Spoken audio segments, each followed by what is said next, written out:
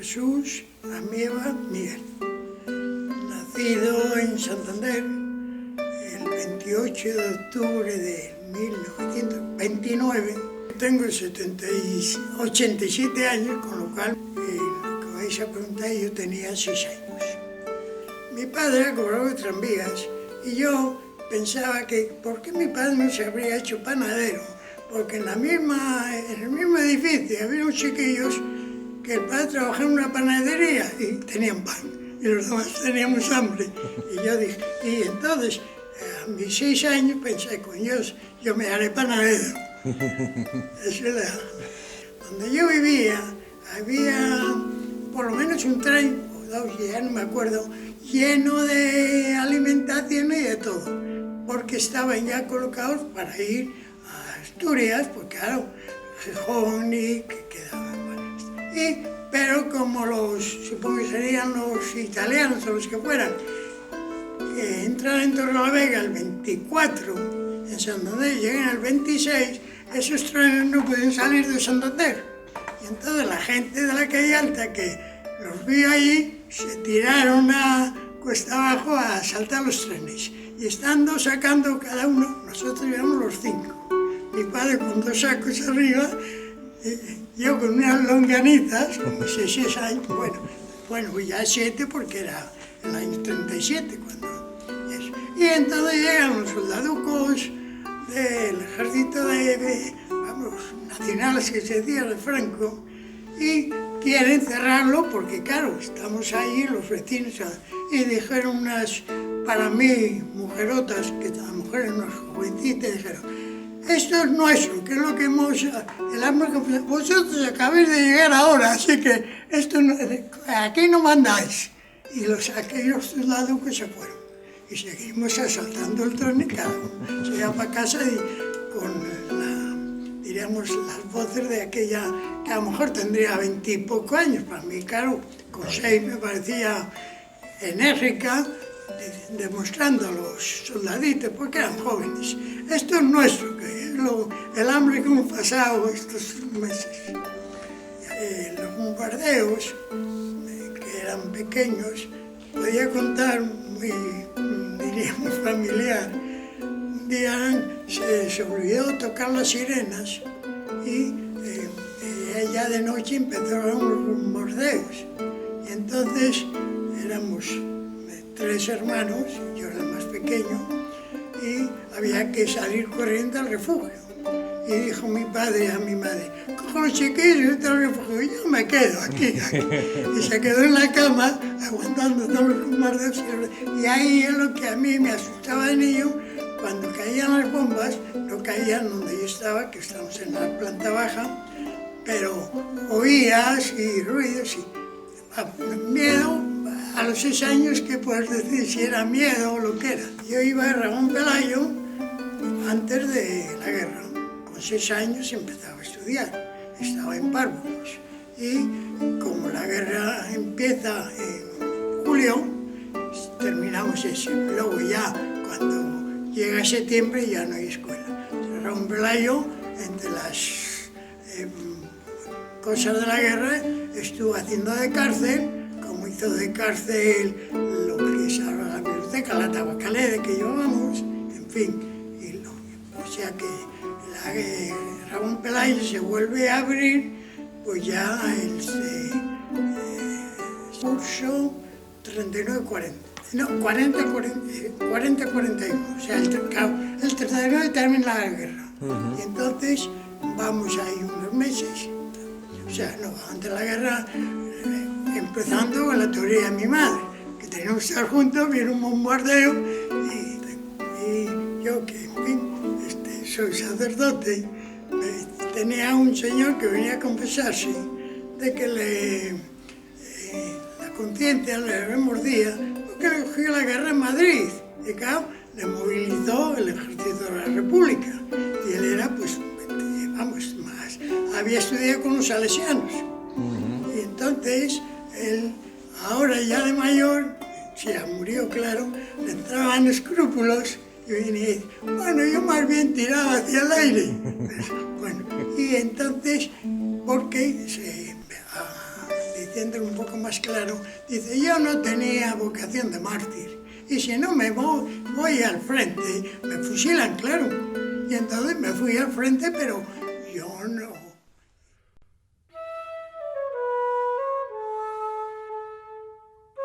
Pues me llamo Carmen Samperio Pérez, nací en Valdició de Soba el 27 de noviembre de 1935. La guerra cambió la vida muchísimo a la gente.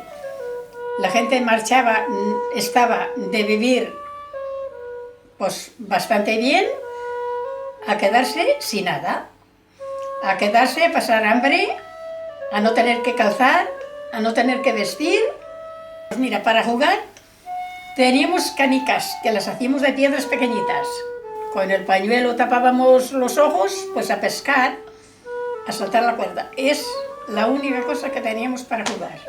Mis padres siempre nos decían que cuando viéramos venir los aviones, que nos metiéramos en casa y cerráramos la puerta.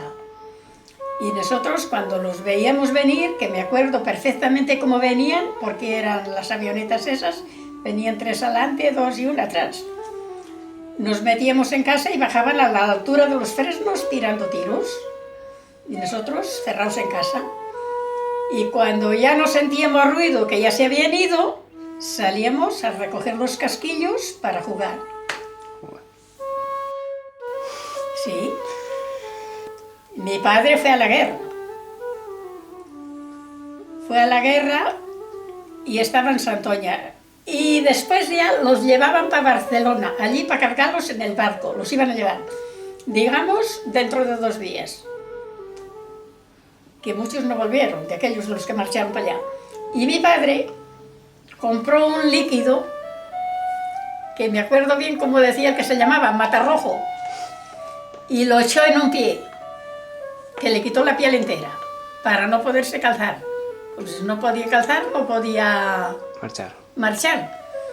Y entonces le mandaron a casa 15 días. Y vino a Pámanes, que allí tenía él una hermana, y a las 2 de la mañana, descalzo, porque no se podía calzar, marchó andando a Valdició, desde Pámanes, para no tropezar a nadie. Y entonces, pues a ver, se escondió. Se subió, digamos, a una casa para arriba que estaba caída, que había nacido ya en el medio árboles, ahugos y cosas de esas, pero estaba hundida.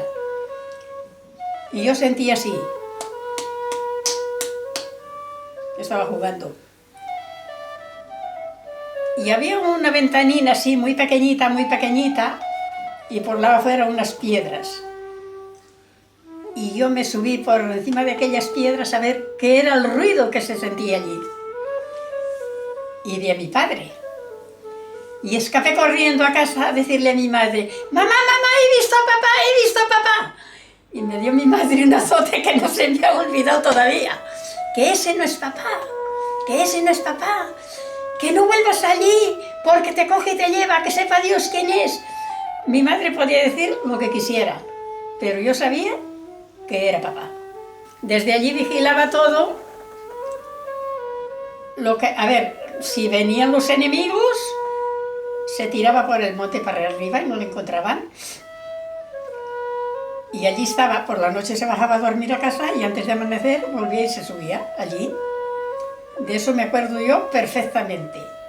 De que sí, que era pequeñina, que tenía 3 años, o sea. Y 2 hermanos en San Roque, eso no fue en Valdició. Uno era de un bando y otro del otro, y el uno mató al otro. A ver, uno mató a otro porque uno era de un bando y el otro del otro. Y uno mató a uno que era muy buena persona, que tenía 5 hijos pequeños, siendo hermanos. Pues eso ya fue el año 40. Pues los rojos, o sea, a ver, los comunistas, entonces les llamaban los rojos, ahora les llaman los comunistas, que habían perdido la guerra, pues los que había por ahí estaban escondidos. Estaban escondidos y, a ver, los querían pescar, claro. Entonces, ¿qué pasó? La gente de allí, de San Roque y Valdicio y todo eso, los evacuaron, porque decían que es que les daban de comer a los rojos. Los evacuaron. Yo me acuerdo, y aquello acabó de fastidiar a la gente, porque, digamos, de hoy para mañana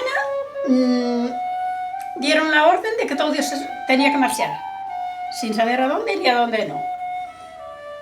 Mis padres fueron desde allí a Soba. Fueron a ver un tío de mi padre, que estaba muy malo, y claro, también estaba evacuado. Y aquello estaba en un poco de hierba. Y debió tardar 3 días en morirse o así. De eso me acuerdo perfectamente. Y es que todavía parece que estoy viendo esa cara. Tenía 5 años. Cosas así, ¡buah! Y entonces pues la gente quedó muy mal. Yo me acuerdo también de oírle a mi padre que había gente que es que se moría de hambre. Se moría de hambre. Le he oído a mi padre muchas veces, pues había una familia que es que no tenían nada. Es que no tenían nada. Tenían no sé si 3 o 4 vacucas que no valían para nada. Y un chaval de 21 años que es que se moría. Ya llevaba como un mes y medio en la cama que no se podía levantar. No estaba enfermo, de hambre. Y mi padre todos los días le decía a la madre, todos los días iba a verle: Matilde, vamos a matarle un gato que tenía, no sé si de 6 meses o así, para darle caldo a Aurelio, que se muere. Dice, ya lo sé, ese Severinito que se muere. ¿Y qué vamos a hacer? ¿Qué te crees? ¿Que por matar el gato se va a salvar? Hombre, a ver, lo último es dejarle morir de hambre. Pues ella no había formas, no quería ni bien ni mal. Y un día ella se marchó. Eso. Y mientras mi padre, de mano mayor, fue y mató al gato. Y el chaval se salvó, poco antes se ha muerto. Y después le decía la madre al hijo: Aurelio, tú la vida se la tienes que agradecer a Severinito. Severinito era mi padre. A Severinito, que si no es por Severinito tú no estabas aquí.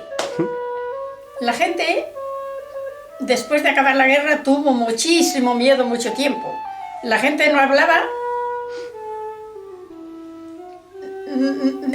de cualquier cosa menos de los partidos.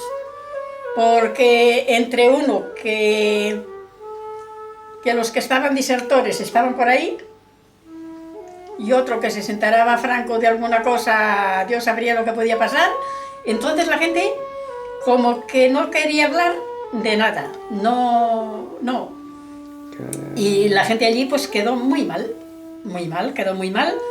Mira, por ejemplo, quedó sin maestros, quedó sin escuelas, no había nada. Es que era así, no había nada. Y es que hay cosas que se conoce que se me quedó tan marcado, como lo que te he dicho de un tío de mi padre, verle allí en un poco hierba, se me quedó tan marcado que no se me olvida. Es que parece que lo estoy viendo, fíjate. Y digo, mira, con esto que he aguantado ya me vale. Porque ya he pasado una guerra y no quiero dos.